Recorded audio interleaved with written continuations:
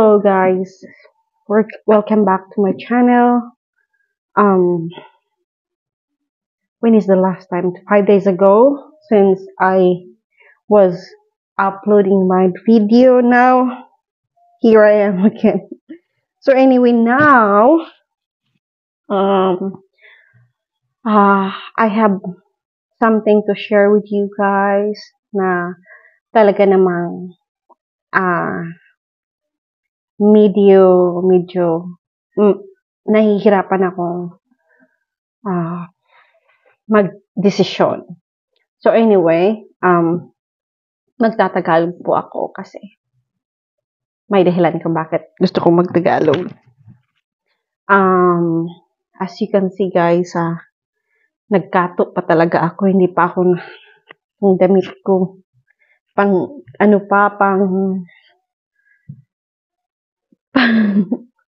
night clothes, hindi pa ako nakapagbihis. Now it's almost 8 o'clock here in Thailand. So for the last couple days guys, talagang nahihirapan akong magdesisyon kasi ang daming nangyayari na kailangan kong magdesisyon.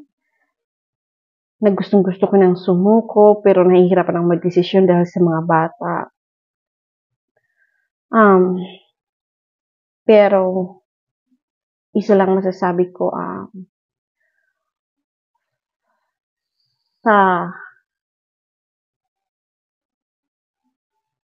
pag naging mommy ka na or naging mother ka na, minsan may mga desisyon na kailangan mong gawin dahil sa mga bata. Tungkol dito sa marriage ko guys, hindi na naging mabuti yung relasyon namin ng asawa ko. Pero pinili ko pa rin, nanatili pa rin akong mag-stay dito sa bahay dahil sa mga bata. Kasi malaking desisyon yung aalis ako dahil hindi na ako masaya. Kahit hindi ka masaya, mas pinili mo pa rin maging nanay or magstay dahil sa mga bata. So, for at least siguro 4 na taon, yun yung ginagawa ko. Hindi ako nananatili dahil yun yung kagustuhan ko or masaya ako. Yung pagsasama namin ng asawa ko, hindi na naging okay. Ang daming nangyayari. Pero kailangan ko pa rin manatili dito para sa mga bata. Para sa dalawa naming baby. Especially kay Natanya at saka ni Kaya, ang late pa nila.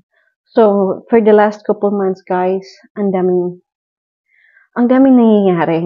Talagang ang hirap magdesisyon kung dadalhin ko ba sila, iiwan ko ba sila. Hindi, kasi ang liit pa ng mga bata, hindi ko kayang iwan. Hindi ko naman kayang dalhin dahil mahirap din. Ayoko din naman dalhin sila at ilayo sa papa nila. At pinagbantaan din ako ng papa nila na hindi ko maalis ako, hindi ko dadalhin yung mga bata. So yun guys, ang hirap magdesisyon. Ang hirap-hirap lalo na kapag involved yung mga bata. So, for this week, sobra akong nahirapan. Gustong-gusto ko na umuwi. Talagang gusto ko na umuwi. Talagang, kung wala lang, hindi lang involved yung mga bata, wala na, nasa Pinas na ako. So yun, napakasakit dito sa dibdib ko na hindi ko alam ang gagawin ko. Iiwan ko ba itong mga bata or dadalhin? Dahil dito sa Thailand guys, hindi ko kasi pwedeng dalhin lang yung mga bata na hindi alam ng papa nila kasi pwede akong makakasuhan. So yun din ang kinatatakutan ko.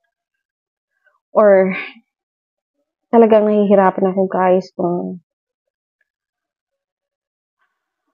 may suggestion kayo or anong gagawin ko. Please, tulungan niyo naman ako mag-decide. Kasi nahihirapan talaga akong mag-desisyon.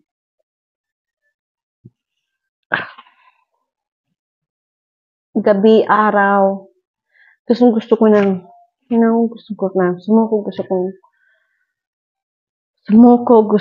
umiyak na lang ako, iniiyak ko na lang dahil wala naman akong katuwang dito, kundi sarili ko lang. Kailangan ko ding maging matatag para sa baby ko. Kasi nga buntis ako at malaki yung tiyan ko. Ang hirap ng sitwasyon ko guys. Kasi dalawang bata maliliit. Tapos yung dalawa ko namang bata ay hindi naman si Ian at saka si Sophia, hindi naman ganun. Maliit pa rin sila, hindi naman ganun na talagang matutulungan ako nila kahit dalhin ko. At pangalawa din yung pera. Parang ang hirap din.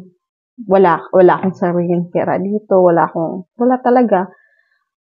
Kailangan ko pang humingi ng tulong sa pamilya ko sa Pinas para makauwi lang. Kasi dito wala naman akong sariling pera. Hindi ko hawak ng pera.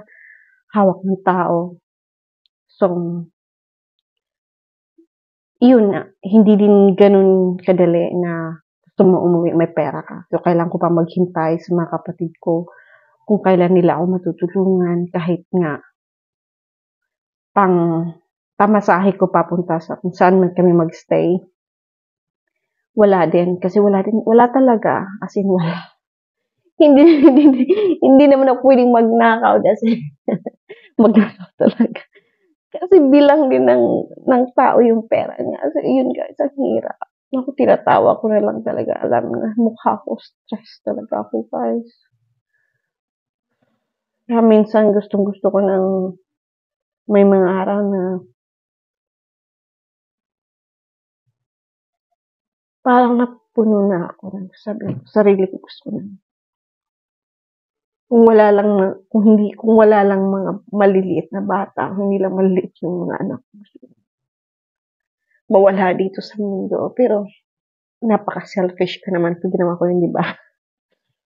So yun, kinakaya ko. Araw-araw kinakaya ko para sa kanila.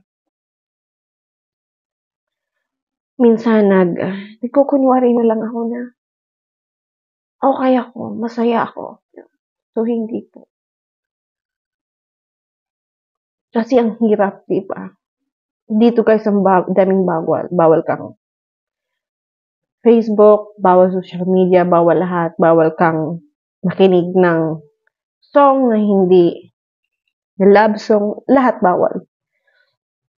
Bawal kang bumili ng gusto mo na hindi alam ng tao.